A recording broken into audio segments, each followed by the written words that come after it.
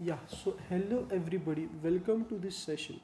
Today I am here to talk about the topic that is tariff and non tariff barriers. Well, let's begin with the introduction. My name is Yog Khanasham Pimpre. Today I am here to represent or else to give brief information about what exactly the term tariff and non tariff barrier means.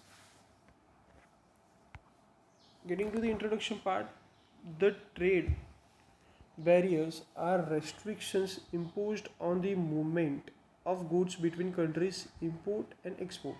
The major purpose of trade barriers is to promote domestic goods than exported goods and thereby safeguard the domestic industries.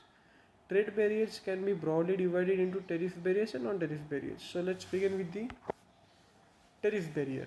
So, what is tariff barrier? Tariff barrier is a tax or duty that a government charges on goods coming into or going out of their country. So term tariff means tax or duty. Tariff barriers are the tax barriers or the monetary barriers imposed on international trades goods when they cross the national borders. So there are some major factors which are included in the tariff barriers. So let's start with the major tariff barriers. The number one is specific duty. It is based on this physical characteristic of the good. A fixed amount of money can be levied on each unit of imported goods regardless of its price. That is example is imposing of $15 on an imported shoes. The point number two is ad valorem tariff. The Latin phrase ad valorem means according to the value. This tax is flexible and depend upon the value or the price of the commodity. Example, imposing tax of $5 for a $50 rupee shoes, for the $50 shoes, and $10 for a $100 shoes. So point number three is combined or compound duty. It is a combination of specific and ad valorem duty on a single product or intents. There can be combined duty with 10% of value ad valorem and $1 per kilogram specific tax, and they are charged on the metal. So point number four is sliding scale duty. The duty the duty which varies along with the price of the commodity is also known as sliding scale duty or seasonal duties. These duties are confined to agriculture product and their prices frequently vary because of natural and other factors. Countervailing duty. It is import on certain it is imposed on certain import where it is being subsidized by exporting governments. As a result, the government subsidized imports become more cheaper than domestic goods. To nullify the effect of subsidy, the duty is imposed in addition to normal duties. Point number 6 is revenue tariff.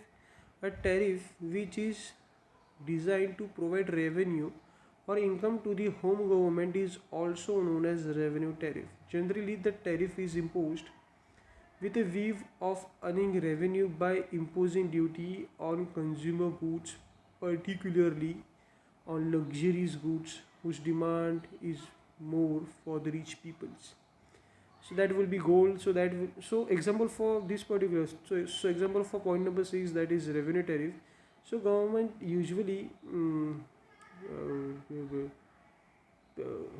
they try to impose the high taxes on the products which are used by the rich peoples.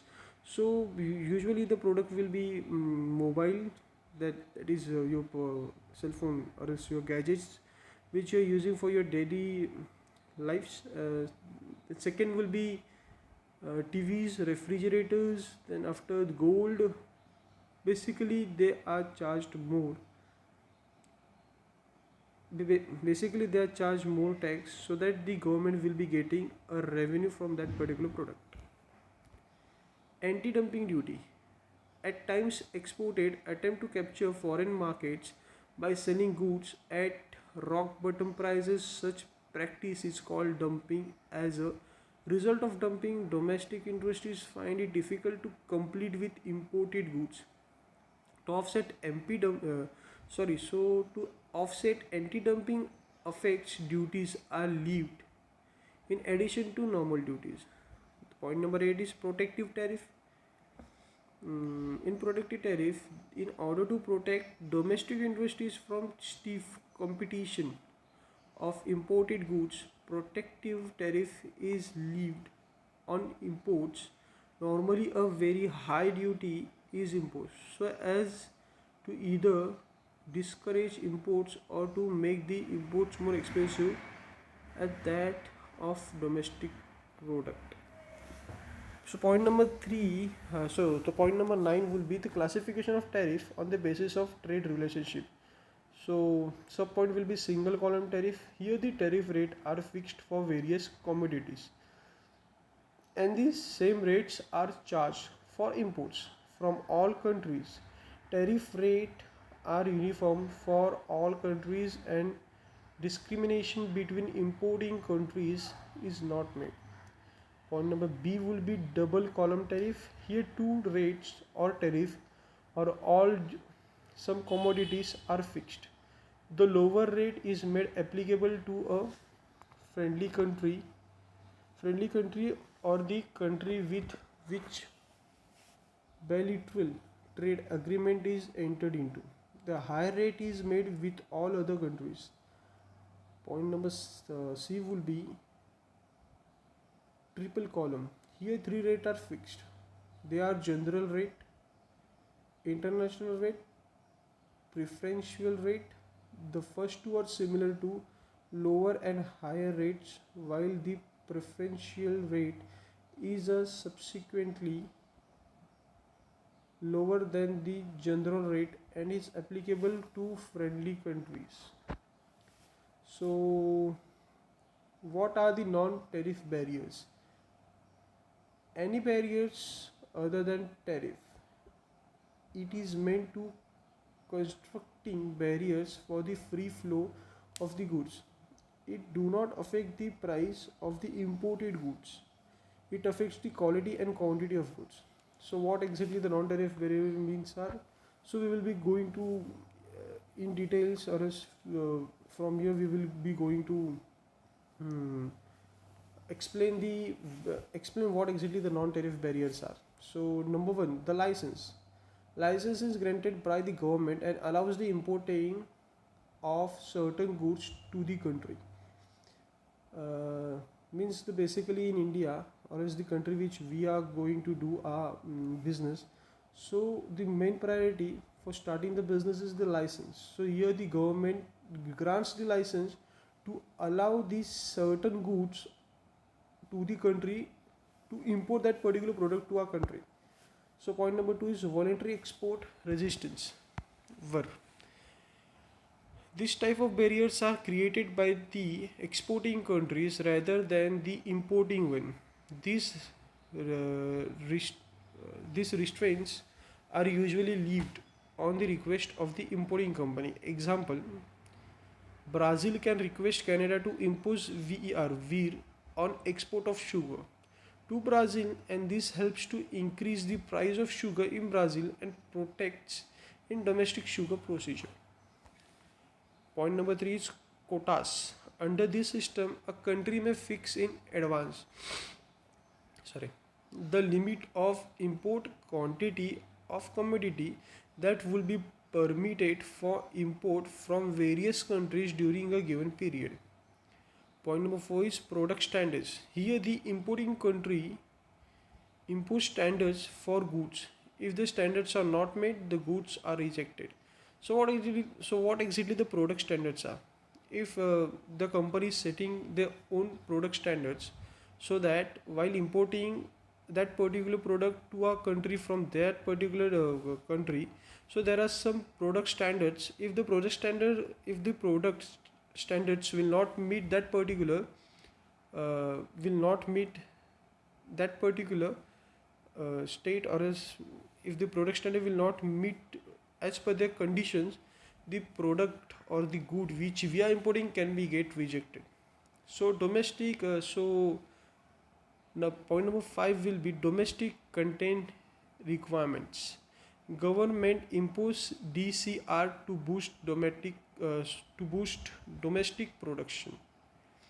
Point number 6 is product labeling. Certain countries insist of specific labeling of the products. Example, EU insist on products labeling in major languages in EU.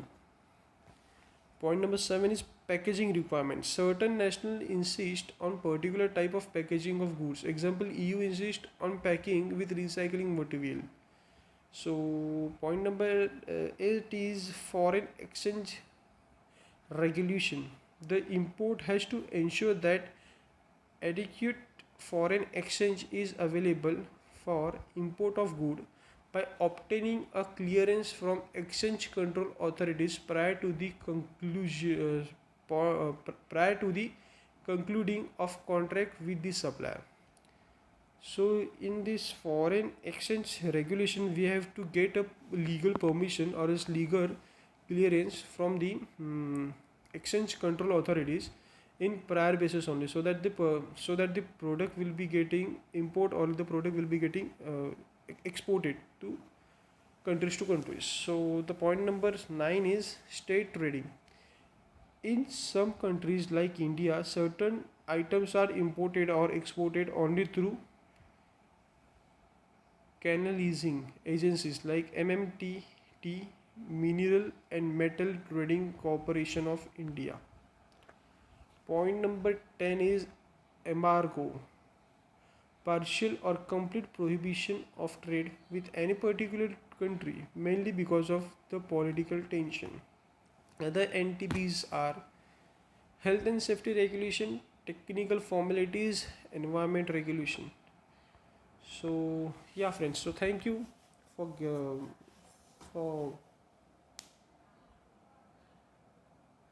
friends. Thank you for listening this particular session. So hopefully this session or this PPT will help you people to help you people to get a better knowledge with regards to the topic is tariff and non-tariff barriers. So thank you once again. Have a great time. Have a great day. Be safe and take care.